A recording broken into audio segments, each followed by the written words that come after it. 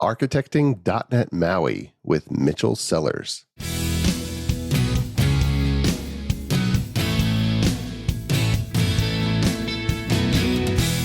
The Azure DevOps podcast is a show for developers and DevOps professionals shipping software using Microsoft technologies. Each show brings you hard-hitting interviews with industry experts, innovating better methods, and sharing success stories. Listen on to learn how to increase quality, ship quickly, and operate well.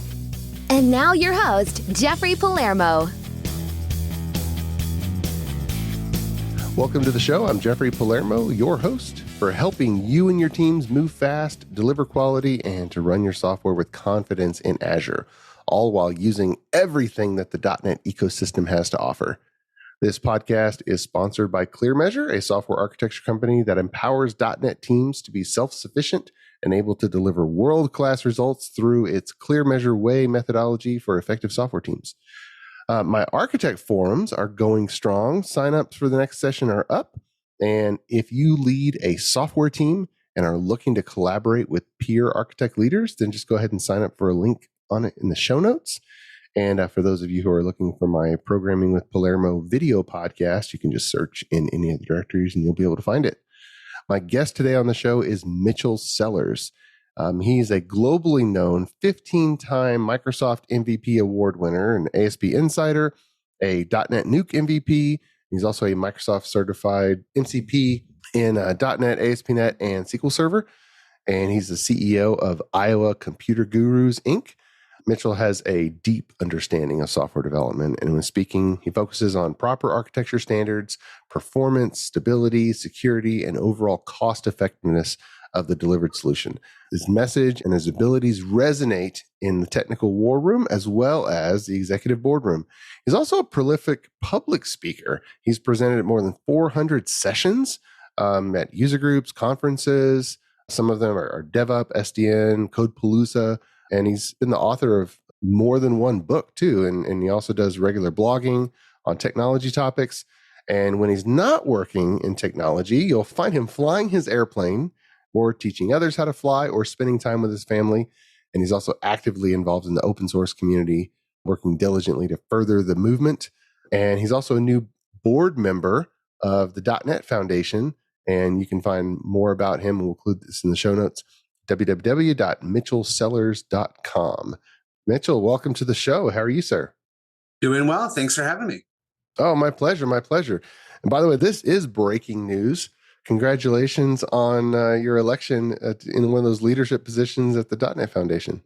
Yes, thank you. And honestly, thanks everyone for the vote of confidence to give me this opportunity. I'm excited to see what can happen over the course of the next 2 years. I've got a lot of board experience in stuff outside of the .NET Foundation, and already just a week in, I already see a lot of things that I've done for other organizations that I think I can do to help with the .NET Foundation. So excited to see what comes next. Nice. Now, for listeners out there who are thinking, I'm a .NET developer, I didn't vote. What is this thing? Give a quick overview. That's a really, really good question that we should have answered like months ago. Yeah. So the .NET Foundation, right, was created by Microsoft to help really build everything and support everything around the open source community of .NET based solutions. And you have to be a member of the .NET Foundation to join. And the membership, there's a small dues amount. I am drawing a blank right now of exactly what that dollar amount is. I probably should know it. But you join, and then anybody that is a member in good standing can vote in the elections. And if you're in a area that there would be economic hardship for you to join with a monetary value, you can submit a request to join with a either reduced or no cost membership as well. It's done there to help cover administration and support, but it is not a absolute requirement. I know that that's been a big thing, especially for some of the folks in Latin America and some of the other areas. And we want to make sure, I personally want to make sure that we are absolutely inclusive of those folks as well. But that's how you get in to join. Most of the people that are probably listening are using projects that are either members of the .NET Foundation, which includes .NET itself, but there's a lot of different things out there that you may end up using that are there. So being in there, having an ability to have a voice, I really encourage everyone to join if you're in the .NET space and doing anything with open source. Yeah, awesome. Yeah, I think there's still .NET developers out there that haven't checked it out yet or haven't decided whether they wanted to join. So that's good. And today, you've talked about so many topics and you're speaking at conferences all the time. You spoke at the Kansas City Developer Conference just earlier this summer, and you've got some on your schedule, so many topics. But one of the things that you're doing a lot with is .NET Maui. And that's one of the newer technologies. Some people are thinking, okay, do we wait for it to get to version 3? What's the status of tooling? What do we think of it? Oh, I don't know anybody who's put one of these in production yet. So give a rundown. Why has .NET Maui caught your attention where you're actually doing a lot of work with it? And what's your assessment on the spectrum of, hey, maybe try it out, to no, it's ready, go for it? Having been in the .NET space for a long time, right? We've been building mobile apps for customers, and I've been doing talks about mobile app development with .NET for a long time.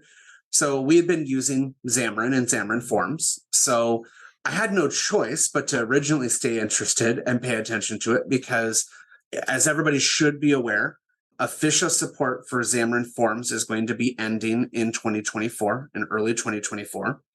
And the nature of how quick everything is moving from a mobile development space, especially with Apple, even Google is coming back and making a bunch of changes. It's important to be able to be on a platform that's going to be able to have 0-day support for the new releases that we're going to be able to compile against the targets that the stores need. Between Apple and Google, for example, there's already been 4 major changes to minimum version support in 2023 alone. So we're at that point now where originally we kind of had to wait and see. Maui didn't come out when it was originally planned on coming out. It did not originally ship with .NET. It ended up shipping kind of out of band, and then now it's kind of going back to being in lockstep. Tooling initially there was areas of improvement. It's gotten a lot better. We still have a lot of things to go, but I think that from my perspective, with anybody and people that I meet at conferences, what we're doing internally is we have to be all in, because with Xamarin Forms support ending officially in early 2024, we have new versions of iOS, that are coming out later this year. I think it's fairly safe to just assume Maui's where the investment's going to be in that. Even though Xamarin Forms still has a little bit of life left in it, we really need to be looking at moving forward. Upgrades are still a little bit fun. We've done a number of them. Some of you that follow me on Twitter may have seen some of my complaining. We learned about a couple fun bugs in the MS Build system with .NET Maui that Microsoft was very nice to help me with. And I have a blog post about what we ran into. But so for me, it's about staying forward and being able to go with our customers. But what's been really compelling for me with .NET Maui is we also have a new iteration for development with Maui, and that is the .NET Maui Blazor hybrid model, which for those of you that haven't seen that or haven't worked with it yet, .NET Maui is the traditional XAML base, looks like WPF or anything else XAML, right? I'm a web developer primarily. Most of my work is ASP.NET stuff, most of my team. We do XAML, not great sometimes. So for us, being able to do stuff in the web kind of opened up a door. It's still native on the devices. We're still able to do all of the things with the devices that we wanted to do. But now we've been able to do an architecture that is kind of unique. It's something that we've had a number of clients ask for. And that is, they want to not only have the app work on an iOS device, an Android device, a Windows device, and a Mac, they also want it to work on the web in the same way. And out of the box, you can't do that with Maui. You can't do that out of the box with Maui Blazor Hybrid. However, with the addition of a traditional Blazor project and a shared component library, you can share about 95, 98% of the code and accomplish that. So we have 3 different projects right now that we're developing that are using that model to go to all of those targets. And it's amazing the productivity gains that we've had, and then the feature parity that we'll be able to have across all of the devices. So it's definitely exciting, a little bit uncharted territory, but it's been really fun seeing how much more productive we can be. Nice, nice. Now, what has been your experience pushing Maui applications to the various app stores? So the ones that I've controlled, we have been completely successful. We have 7 Maui apps that are under my control that are in the stores today. A couple of them are traditional Maui apps. A couple of them are Blazor hybrids. Everything is fine. The only thing that I've ran into is we had one of our customers that we provide architecture assistance to. They were rejected initially. And that's because there's this concept of how much do you tell the reviewers? And the real answer is you tell the reviewers about as much as you tell the police officer when you get pulled over.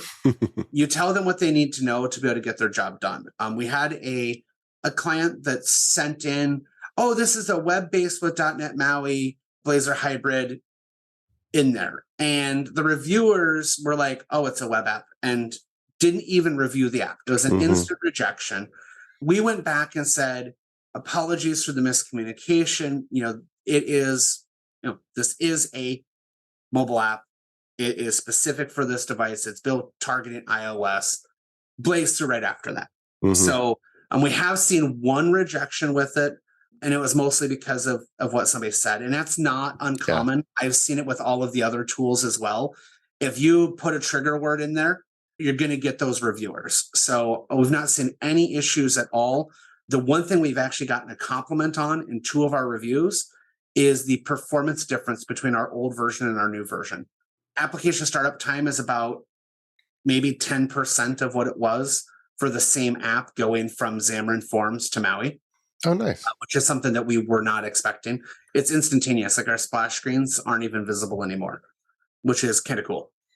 Nice, nice. Now, I was hoping with your experience that you could talk about the general architecture that you have settled on.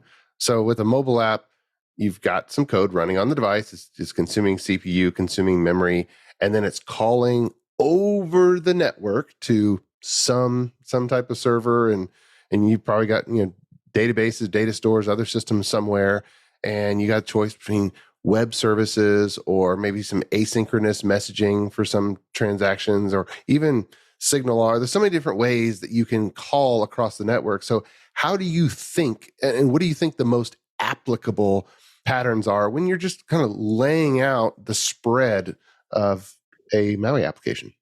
I think that's probably the hardest decision for anybody in modern times, is which technologies do we use? And I think Maui makes it even harder, because going onto the devices, right, our update cycles are a little bit different.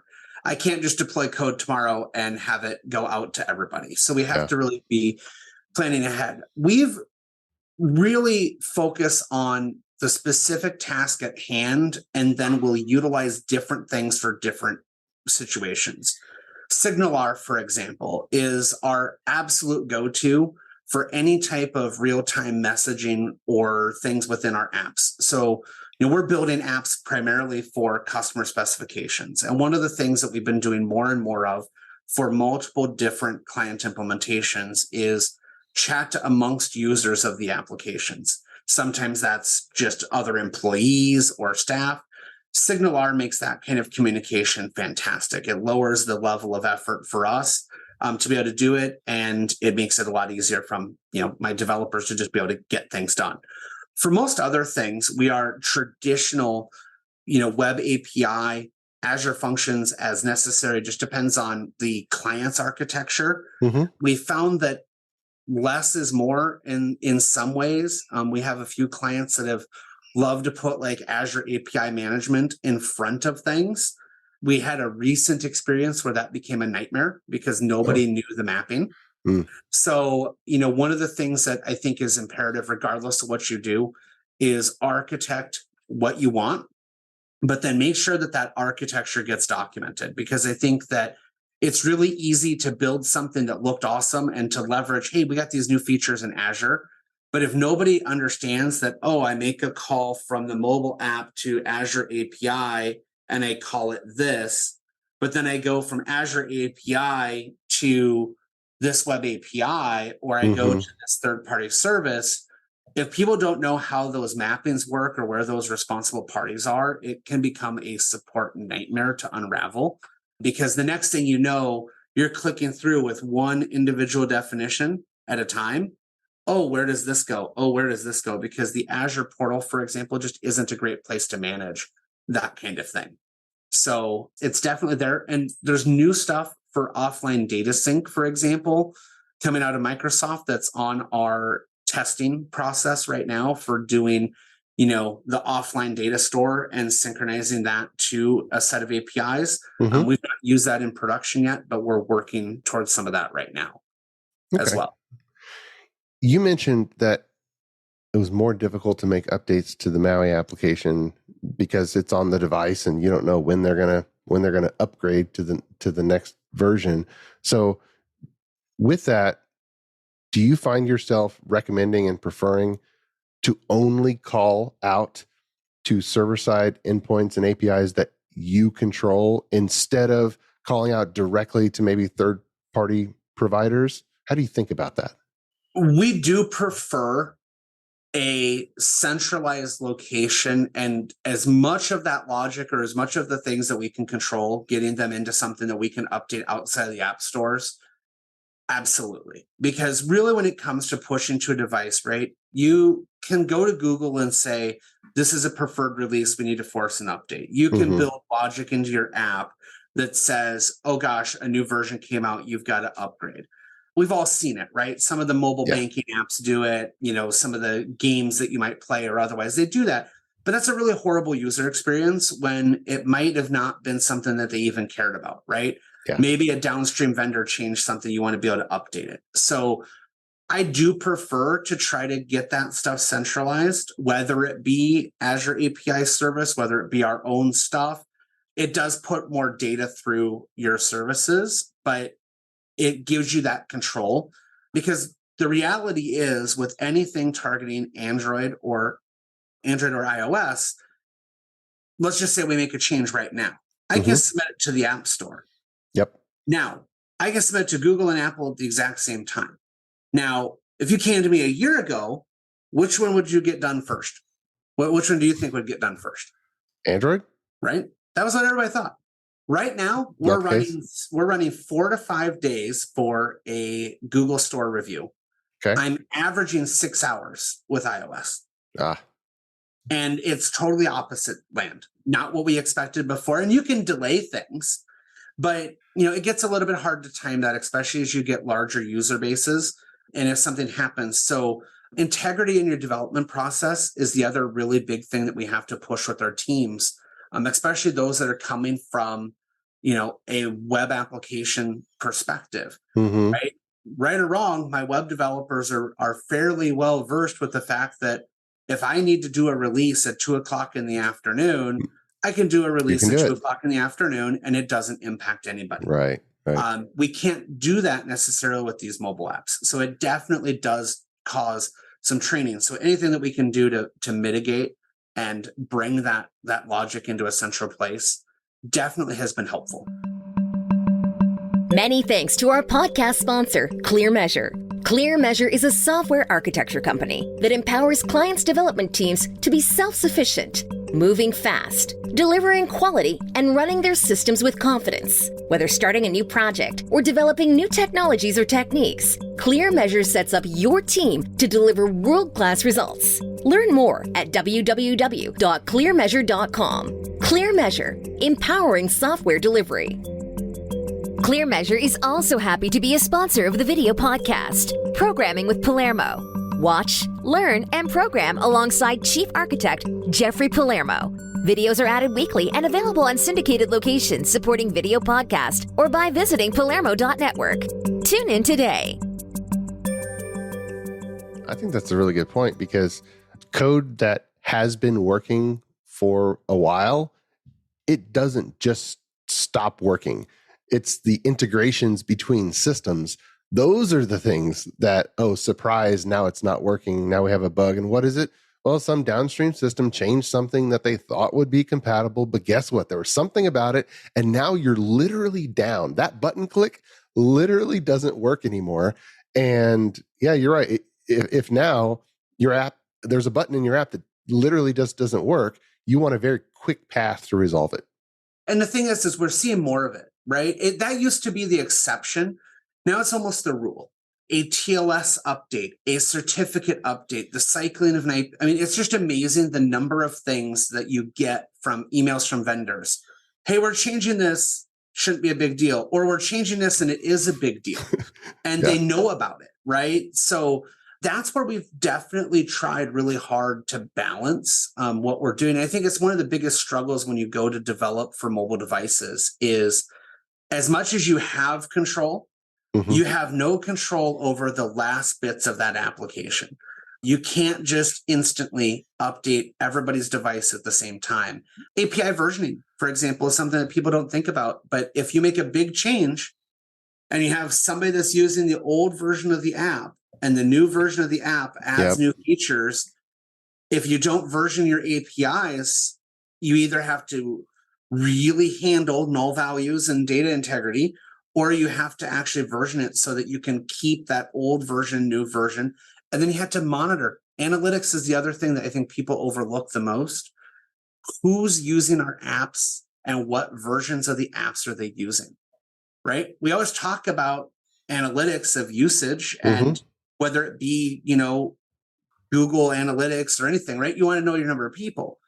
So few people forget about the concept of, oh gosh, they're on version X, or they're on an iPhone 12, they're on iPhone 14. When we talk with .NET Maui, to do the Blazor hybrid, we have to have a minimum of iOS 14. Oh, that's pretty recent. It's pretty recent. Not too crazy because Apple had really pushed to get you to 14 for some security things. But you have to be aware of that. And a lot of people that are on older platforms that didn't have metrics with it, and you say, well, what's your Xamarin Forms user base? What are they using? If you can't answer those questions, it's just one more reason that you have to take that step back and look at, can we make this work? Right. And how do we make it work in a way that keeps everybody happy? So you mentioned knowing what versions of the operating system and what versions of your app that you're running. Holistically, what does your analytics and telemetry suite look like, just to get the full coverage to know what the application is doing and what your users are doing with the application? What tools and what techniques do you find you just immediately would bring into the next Maui project? So, some of it depends on if our clients are Azure focused or not. Some depends on if they have existing log streams in place. We have existing log streams, for example, using SEQ or Seri. It's from the guy Serilogs. Yeah, Seek. It's primitive for that type of analytics, but at the same time, it is really robust and easy, and I can do it anywhere. Yeah. And we send just device-specific things. App Center is something that still exists from Microsoft to be able to get some basic utilization. So we end up, unfortunately, I don't have this is what we do always. What I do have is I always want to know how many times has the app started? How many times is each individual action completed? What happens with a crash? I want that crash going somewhere. I don't really care where it goes, but I want it to go somewhere. And we then always back it up on the other side with metrics and analytics on the API side. Some mobile apps are incredibly API chat heavy, where I don't need to do a ton of analytics on the client side at all, because I can get it from the analytics. One of the things that we've done in those scenarios that's kind of funny, but a real easy way to get it into one place, is we pass essentially our own little user agent string, if you will, with every API. And we take device-specific information and just pass it in with every API call. So then I can keep track on just our API logging side. oh, this came from iOS, this came from an Android device, it came with this screen resolution and that kind of thing. Mm-hmm. Rather than having to meld data from multiple sources, I can log everything with the same thing. And then I can track action usage and everything else. So it's unfortunately, I do such a diverse set of projects that it's been a little bit more one-off than I want it to be. And I'm hoping in the next year to have a little bit better insight as to what this is our bare minimum. Yeah. To make it a little more consistent. Yeah, the tooling, there's no end of tools and tool vendors, but it seems like the principles that I'm hearing you talk about are pretty consistent. Exactly. And sometimes, right, we run into, some of the tools, they're awesome, but they're really expensive. Even, ASPInsider from Azure. It's awesome. It's really powerful for everything, but at an ingestion rate of, $2 a gigabyte for some of our clients, yeah, their analytics ingestion is more than their hosting bill. Yeah. And it doesn't work, right? So we sometimes have to compromise. And that's why I don't think we have any real solid, we always do it this way. But I know the things I want to be able to answer. I want to know what happened. I want to know how much things are being used. And I need to know the detail of why did my app crash? Because end user reports from mobile device users are typically not very helpful. Yeah. They don't know how to send it, right? Yep. They don't know how to send a screenshot, or a lot of them don't know how to record a video of what they did. And it becomes a really big feedback cycle. So if I can get, an exception with a good stack trace to then go back, oh, these are the two things they did before it, I can usually figure out what happened. Yeah, good point. Now you mentioned App Center. For a modern .NET Maui application, what is the DevOps environment? I know, let's just put some blinders on. Let's just say it's 100% Microsoft Azure. So what is the DevOps story for Maui applications these days, from continuous integration to automated testing to deployments and versioning? Well, it's a fun story. And there's so many different ways to skin the cat that it really depends on what you're doing. My team, we've gone more to GitHub Actions for our build environments than anything else. Similar processes could be done in Azure DevOps, but we have full automation for unit test execution and then builds for the individual targets. We've been playing with one build for each target, one mega build, and one matrix build. I think right now our running future decision is a matrix-based build that actually it basically allows us to cut about 18 minutes off of our build time by splitting it into a matrix, but still managing it in one larger YAML. And so what we do is we matrix based on target. And so for a traditional app that's maybe Windows, iOS, and Android, we'll actually have the matrix have 4 legs to it. We'll have a test matrix, a Windows matrix element, an iOS, and an Android. And so for each of those, we do whatever setup things are necessary, right? For iOS, you need to bring in your published profiles. You need to bring in your signing certificates. For Android, you need to maybe bring in your key store or whatever else you need to do. For Windows, you don't really need to do much unless you're signing. Again, bring in your certs. So we do all of that the same, and then we do our unit testing kind of off to the side. And what we've settled on is we do turn on rapid fail. And the reasoning behind it right now is if any of those things mess up, let's stop and fix it. It kind of sucks because you could have a really little thing that stopped it early on, but we're trying to also not burn up 24 minutes of build every time. Because a mobile app that targets Windows, iOS, Android, and has unit testing is going to be around a 20 to 24 minute build if you're packaging for release. There's just not much you can do around the packaging step is what takes most of that. The packaging step is where almost everything gets consumed. Packaging for Android is 4 minutes on average in GitHub Actions. iOS, it's 6-ish minutes, that kind of thing. So by doing the matrix, I'm able to take the the wall clock time and make it substantially shorter. So we do all of that. Automated UI testing, it's not a feature right now. If you go look at Microsoft's guidance, or at least certain configurations, for us in the .NET Maui Blazor, it is not a feature. It does not exist, and most of the tools do not work. Yeah.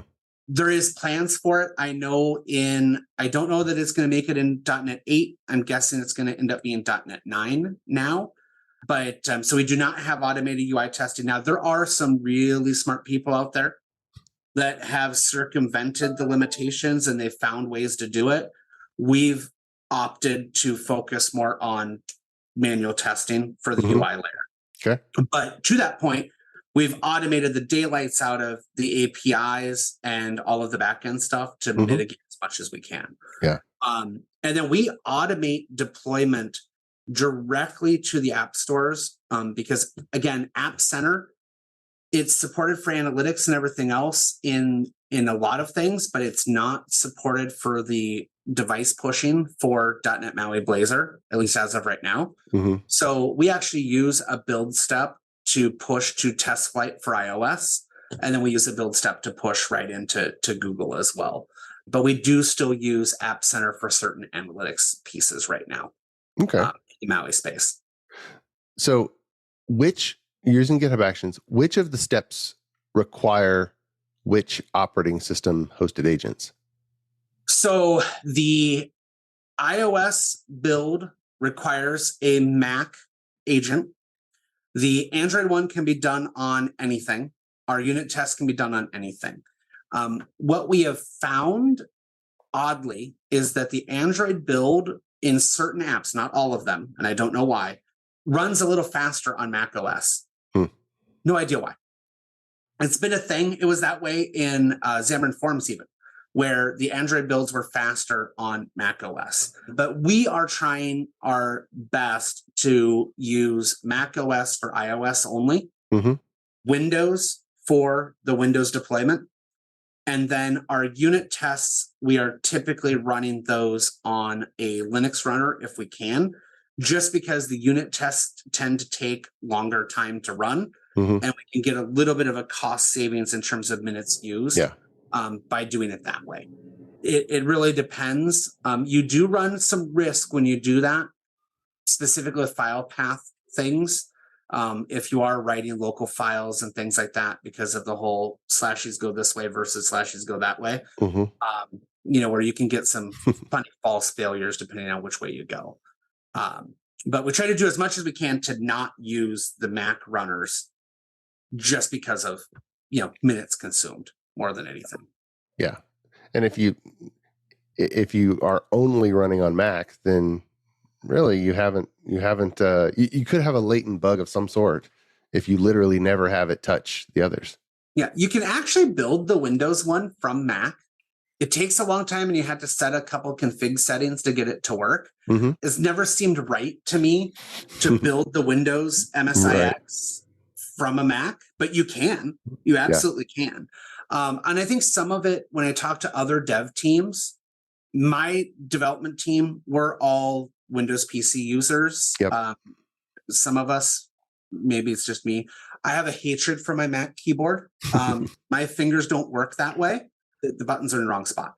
So we're Windows users. We're going to tend to go the Windows route and use the Mac when we need to. I do see other teams that are Mac developers and they're on a Mac all day, every day. They'll do the flip side just because that's what they're comfortable with. I've not seen any guidance that says one is more successful than the other. Yeah. Okay. Anything yet. So for longtime .NET developers who've done just a ton of ASP.NET, am I putting words in your mouth to say that your favorite is Maui with Blazor, or what is your thinking, and what do you think that when you have control, your next Maui app might be? So I actually agree with the Microsoft guidance on this one. If you are a web developer and you've always been a web developer and that's where you're comfortable, looking at .NET Maui Blazor is a much faster, I can get working today behavior. You can still use the same tools and techniques and everything that you're looking for. If you are a developer that's been in Xamarin, or you're a WPF developer, or where you're used to the way that XAML works, going traditional .NET Maui is the way to go. You still have the ability to go on device and do device specific stuff. The only other exception to that is when you do Maui Blazor, your app is going to look the same on Android as it is in iOS, as it is on Windows. Mm-hmm. For a lot of people, that is a plus. They want it to look the same. What you get with a traditional Maui application, though, that's not using the Blazor hybrid, is when you use a button, it goes to look like a button of the OS that it's on. If you use a text input, it looks like the OS of the device that you're on. Yeah. That difference is very interesting because we've had clients that's actually been a killer. They hated it. They didn't want it to be correct. And then we've had others that are like, well, but it should always be right here because that's the way it is in Android. Yeah. So you do have to kind of take into consideration developer experience, which might point you one way versus the other, and end user expectation. It's not that a Maui Blazor app doesn't look professional. They absolutely do. And most of the time people won't know, but it will not take on a OS shift look and feel. Mm-hmm. And it's important to make sure that your business stakeholders are aware of that. Yeah. Hey, good point. Well, Mitchel, I appreciate you coming on and sharing your real world experience, pushing 6-7 Maui apps into the app stores and getting them into production. So many developers that I've spoken with are excited about this and eager for it, but they're just waiting. Okay, when is it really ready? I don't want it to bite me. Even talking with Microsoft, right? I don't know that there's apps out there, but I don't think the number is nearly as high as even I had hoped it was. Mm-hmm. I'll also drop into chat a GitHub link for you if you want to put in the show notes. Yeah, we'll definitely do that. One of the conference talks that I've been doing a lot this year shows the architecture of the Maui Blazor hybrid shared with the web app because there's no guidance anywhere out there for it. I've got a full sample repository out there that kind of shows the basis of it, and I'm continuing to update that. So something that's kind of worthwhile for folks that might be interested in looking at something. For sure. Well, thanks so much for the time. This has been great, and we'll include all those links in the show notes. And Mitchel, where can listeners find you speaking next? That is a really good question. My next one, I believe, is going to be, so I'll be at IndyCode in Indianapolis on Friday, August 11th. And then I think the next one after that is DevUp in St. Louis at the end of August. And those are the next two. Busy flying schedule. That it is. Awesome. Well, thanks so much again, Mitchel. Yeah, thank you. My pleasure. And until next time, keep shipping. You've been listening to the Azure DevOps Podcast, a show for developers and DevOps professionals shipping software using Microsoft technologies. Go to www.azuredevops.show for show notes and other episodes. On behalf of your host, Jeffrey Palermo, and our sponsors, thanks for listening, and may God bless you.